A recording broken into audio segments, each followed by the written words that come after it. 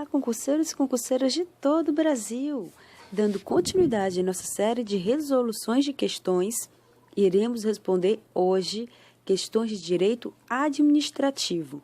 Especificamente, iremos falar sobre atos administrativos. E não se esqueça, concurseiro, de se inscrever no nosso canal, ativar as notificações e curtir os nossos vídeos. Bons estudos! Primeira questão. Os atos possuem alguns requisitos básicos para sua formação. E dois destes requisitos podem ser vinculados ou discricionários. Quais são eles? Alternativa A, forma e objeto. B, motivo e finalidade. C, forma e finalidade. D, objeto e motivo. E, forma e meio. Pausem o vídeo e tentem responder a questão. Então, concurseiros, quem marcou a letra D acertou.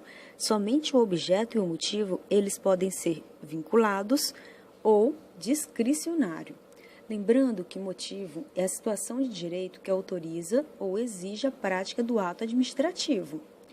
E o objeto é o conteúdo do ato, é a própria alteração na ordem jurídica, ou seja, aquilo que o ato dispõe.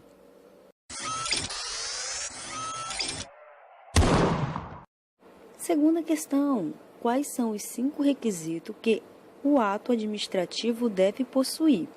Alternativa A, meio, fim, escrito, objeto e forma. B, motivo, forma, objeto, competência e tácito. C, meio, fim, formal, escrito e tácito. D, motivo, finalidade, competência, forma e objeto. Pausem o vídeo e tentem responder a questão. Então, concurseiros, tentaram responder? Quem marcou a alternativa D acertou. Os 5 requisitos do ato administrativo é o motivo, a finalidade, a competência, a forma e o objeto. Olha que questão fácil, né, concurseiros? Prestem atenção. Competência é o poder resultante da lei que dá ao agente administrativo a capacidade de praticar o ato administrativo. A finalidade é o bem jurídico objetivado pelo ato administrativo, ou seja, é ao que o ato se compromete a fazer. A forma é a maneira regrada, ou seja, escrita em lei, de como o ato deve ser praticado. Ele também é chamado por alguns escritores como o revestimento externo do ato. O motivo e o objeto, que podem ser discricionário ou vinculado, eles são: primeiro, o motivo é a situação de direito que autoriza ou exige a prática do ato administrativo. E o objeto é o conteúdo do ato, é a própria alteração na ordem jurídica, ou seja, é aquilo de que trata o ato.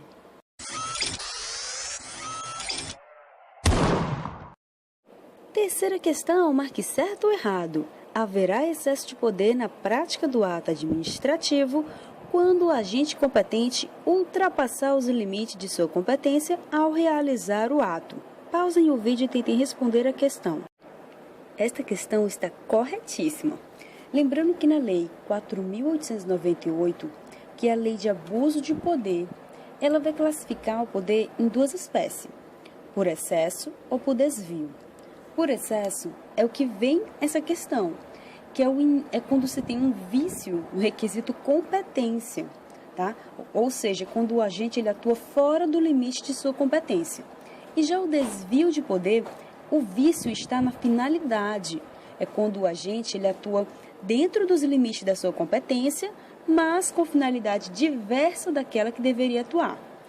E lembrando também que as formas podem ser comissiva ou omissiva. Comissiva quando há um poder dever de agir, e omissiva é a inércia da autoridade administrativa. Então, lembrem bem, abuso de poder tem 2 espécies, excesso e desvio, e 2 formas, comissiva e omissiva.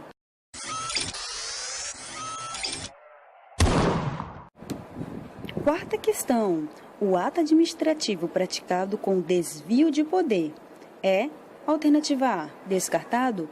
B, inexistente. C, válido. D, nulo. E, apagado. Pausem o vídeo. Então, concurseiros, vamos para os critérios de eliminação. A alternativa C está incorreta, Porque se o ato possui desvio de poder, ele não pode ser um ato válido. A alternativa A e a alternativa E estão incorretos porque não utilizamos esses conceitos em direito administrativo quando estiver falando desse assunto. A alternativa B, ato inexistente, é aquele que não reúne os elementos necessários à sua formação, ou seja, ele não produz qualquer consequência jurídica, não produz efeito, entendeu? Vamos dar um exemplo. Um casamento realizado numa novela, aquelas personagens estão simulando que estão casando, ou seja, aquelas pessoas estão realizando o casamento, mas não tem vínculo, não tem responsabilidade, é apenas uma ficção, entendeu? Não existe um documento comprovando que existiu aquele casamento de forma real. E a resposta correta é o ato nulo. Quando ele tem desvio de poder, ele é um ato nulo. Por quê? O ato nulo é o ato que, embora reúna os elementos necessários à sua existência, ele foi praticado com violação da lei, da ordem pública, dos bons costumes ou com inobservância da forma legal.